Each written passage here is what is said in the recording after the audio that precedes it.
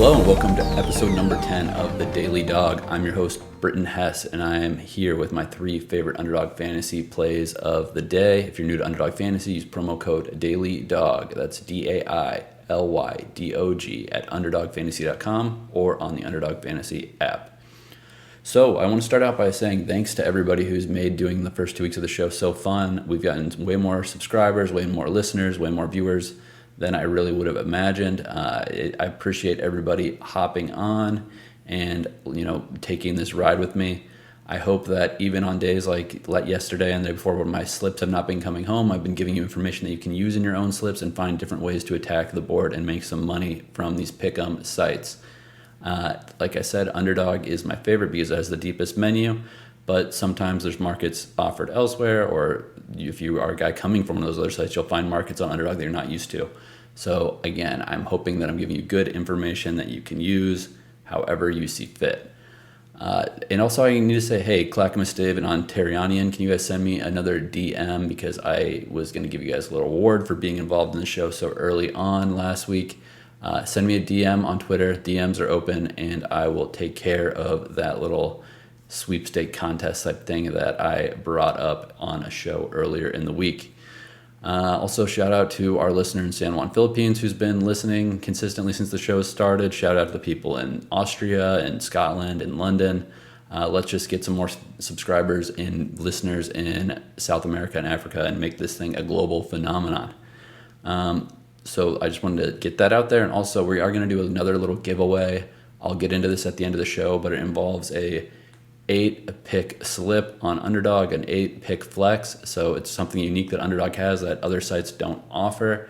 I will get into that more later, so stick around so you don't miss it. And also, I do want to talk a little bit about UFC. I'll do that towards the end of the show as well. Conor McGregor is out of UFC 302. I mean, that was pretty obvious it was happening, considering he dropped out of his own press conference in Dublin. They made some good fights as a replacement. So I will get into my early thoughts on those matchups that they announced today, or actually on Thursday night. But on that note, let's get into how yesterday went. I know if you listened to the show, you knew that I was talking about how Mark Canha and Matt Vierling had great matchups to get over higher than 1.5 total bases versus Patrick Corbin and the Nationals. I said you couldn't go wrong with either guy, but ultimately I settled on Matt Vierling because he was batting leadoff. As the home team, there was a potential that they were not going to have bat at the bottom of the 9th inning. They didn't do that. But I said if Vierling will likely have a chance to get an extra at-bat, if he does, that is a huge edge for trying to get over 1.5 total bases. That all came true. He did get that final at-bat. He was the final at-bat of the game for the Tigers, and he did not get a hit, so he finished with just a single on the day, and that pick did not come home. Of course, Mark Canha, who I talked about but didn't put him on the slip, he went single in his first 2 at-bats, so he was basically a no-sweater on that. But that's just kind of how the world goes in this pick'em land. We're always operating on such slim margins. Sometimes they're going to go your way, sometimes they're not. I also loved Luis Castillo yesterday against the White Sox, lower than 4.5 total, or lower than 4.5 hits allowed. Considering that Emerson Hancock went 7 innings, only 6 hits allowed against the White Sox, I think Luis Castillo would have done just fine, but we won't get to see it because they gave him the day off. Then the last play was a goal allowed by Bobrovsky in the first period of the NHL Stanley Cup Finals. That didn't happen. The Panthers came out and took care of business again. Got a little hairy at the end, but the Panthers are dominating. So in both NBA and NHL Finals, we are very likely to get a sweep in both series, which is kind of a lame ending to both those seasons, but it is what it is.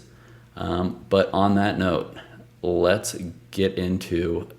I also should announce this. So I give out slips on Twitter as well, and some stuff on Shorts if there's promos available that I think that everyone should know about. You should be following me on those, because today I gave out a winner with a Jazz Chisholm hit, Garrett Crochet alt strike over, and also a Griffin Canning to allow more than 1.5 runs in the first 3 innings of the Angels D-backs game.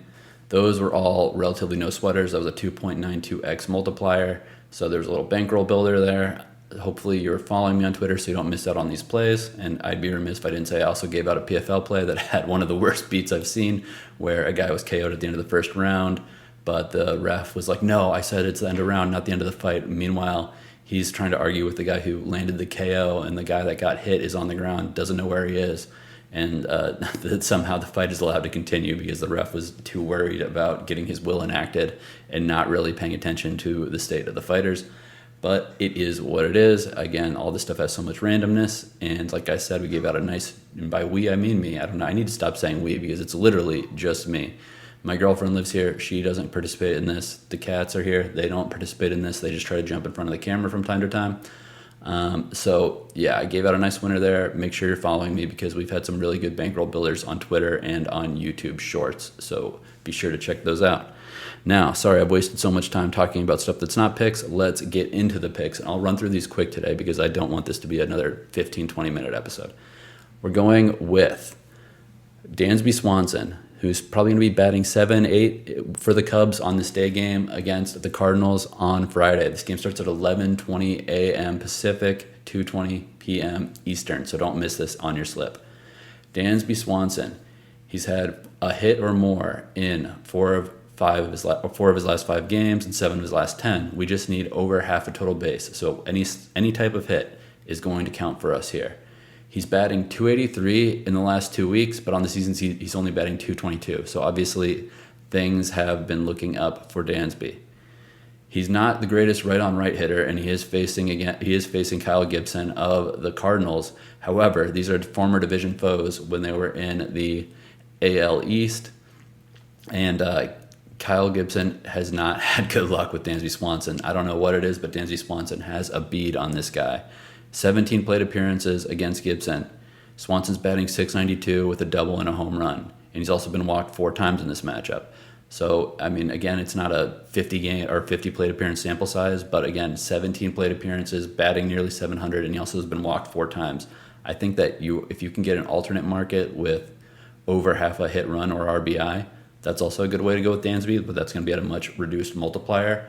I think just expecting Dansby to get a hit versus a guy who he's gotten plenty of hits off in the past, and also while he's in this hot streak, is a good way to start this slip and start this Friday off with a winner early in the day. Next, I'm going back to Luis Castillo. I know he was scratched on Thursday. Doesn't that scare me? No, he wasn't scratched because he was injured. He was scratched because Brian Wu, another member of the Mariners rotation, is injured. So they brought up a AAA pitcher against the White Sox, who a team they're not that fearful of, even though they did end up losing that game in extra innings. They brought in the backup or the minor league pitcher to take this start to allow the rotation to get an extra day of rest for all the guys in the rotation. So Castillo was not out for health reasons. It was more about just long-term rotation management for the Mariners. He's playing against the Texas Rangers, who just won a series against the Dodgers. This game is up in Seattle, so the Rangers are still on this road trip. We still don't know if Corey Seager's going to play. I think Bochy said that on Thursday, Bruce Bochy said that Seager was just feeling a little tightness before the Dodgers game, so they pulled him out just for precautionary, but he expects him to play Friday. Even if he does, I'm not that worried about Seager killing Castillo. I mean, he's 3 of 12 for his career versus him, so it's nothing too crazy. It's not like it's a huge one-way matchup that's slanted in one guy's favor either or one way or the other. And also, the Rangers they're pretty good against righties, but they're not elite. I've talked about this when we took Logan Webb lower than 6.5 hits versus the Rangers last week. They've got some good hitters versus righties, but as a team, there's definitely some gaps in the lineup that Castillo can take advantage of. I'm taking lower than 5.5 hits allowed at a flat 1x multiplier. Again, I just think that the spot is great for Castillo. Big emotional win for the Rangers, taking on the bad boys of the NL, the Dodgers, and winning that series after getting crushed in Game 1 of it. They're in the middle of this road trip. And also Castillo saw the Rangers earlier this year. He went 6 innings in Texas and only allowed 4 hits. The Rangers play in a much more hitter-friendly ballpark than, T-Mobile up in Seattle these days, which is the least hitter-friendly ballpark in the MLB. So legs 1 and 2 of this slip are Dansby Swanson over half a total base, Luis Castillo under 5.5 hits allowed against the Rangers. And our last one, we're going to do something that I think this line is going to move by the time the game first pitch is thrown on Friday evening. We're going Oneil Cruz higher than 1.5 total bases against Ryan Feltner and the Rockies. This game is at Coors Field. Oneil Cruz batting .298 versus righties. All 14 of his doubles on the season are versus righties, and his lone triple and 7 of his 9 home runs are against righties. I said Coors Field. You hopefully know that Coors Field is the most hitter-friendly ballpark in the league. And Ryan Feltner, he's having an okay year for Rockies pitcher standards, but he's not doing great. We know Cruz runs like the wind. We know that these are giant outfields that a ball can get lost in, so I definitely expect Cruz to be able to hit a double, if not a couple singles, if not a home run, and if Feltner tries to tries to challenge him with a fastball or even attempts to throw his changeup, then I think that he's going to be in deep trouble because basically the changeup is his worst pitch. He only throws it in select situations, and obviously Cruz can crush changeups. It says actually his highest run added pitch to face. The sample of these guys facing each other isn't huge. In May, the Rockies made the trip to Pittsburgh. In that game, Oneil Cruz went 2 of 3 with a single and a home run versus Feltner. So yeah, I think that Cruz is in a great spot to deliver here, and even if he doesn't get all of his bases against Feltner, it's not like the Rockies bullpen is anything dominant. And again, this field is beautiful for a guy like Oneil Cruz, who has been rounding into form lately. I mean, he's got, He's got over 1.5 total bases, 5 of his last 10 games, but again, those weren't all played at Coors. So these 3 plays together, Dansby Swanson over half a total base, Luis Castillo lower than 5.5 hits allowed, and Oneil Cruz higher than 1.5 total bases, put together as a 4.8x multiplier. So it'd be a great way to head into the weekend with a nice big win. That is what I'm going to be playing. I'll put a link underneath the tweet for this show that you can just click and get this lineup in, because I think we've got a lot of value, and I think by the time these games start, these numbers are going to be shifting. Also, one of the last notes, on Twitter on Friday, or Twitter or X, whatever you prefer to call it these days. To me, it's still Twitter, just because it has been for most of my life that it's existed. But whatever. I'm going to be releasing an 8-leg flex on Friday after the full board is released, because I'm not going to be putting this thing in early. I need to see some other alt markets that get released closer to game time, and also I'm going to have some UFC plays in there. So this should be a sweat for at least 2 days on this 8-leg flex slip. If you tell me, take a DM or DM me with a screenshot of your slip, and if this slip doesn't hit, I will refund you with up to $10 of an Underdog entry. And if it does hit, I'm still going to select 2 people to give $10 of a free entry to Underdog at. So DM me with the picture of your screenshot if you tail my 8-leg flex slip. I'm not going to be really advertising this anywhere except for the people who are listening on this podcast. So make sure you let me know if you got this message, and if you do tail my 8-leg flex that comes out on Friday afternoon Pacific time. And if you're not on Twitter, you don't want to DM me, then you can email me, britton.hess@proton.me. That's BRITTON.HESS@proton, PROTON.ME. Lastly, rate, review, subscribe, whatever. Sign up with Underdog with promo code DailyDog, as I've said. Oh, and also UFC news. So Alex Pereira and Yuri Prochazka are going to have a rematch. My early instinct is Pereira via KO again. Prochazka gets hit in the head way too much. He has a great chin. That's why he wins, because he just exchanges headshots with his opponent, and his opponents usually go down before him. You can't play that game with Alex Pereira. You can't. The margins are so thin with him. He has too much power. His left hook is one of the strongest punches in UFC history. So yeah, I think that Pereira is going to be fine, and he's going to take care of business again. We've got Diego Lopez with a S against Brian Ortega. I'm interested to see the odds on that one, because it's a huge step up for Diego Lopez, who's obviously looked awesome since he's been in the UFC, but Ortega's been an interim champ. He's fought for belts. He looked amazing in his last time out. The kind of frenetic grappling style that Lopez likes to initiate, the scrambles he likes to initiate, are the type of thing that he could get caught in by Ortega. If there's a scramble at all, Ortega is going to find a limb, find a neck, and he's going to squeeze it until the fight is over.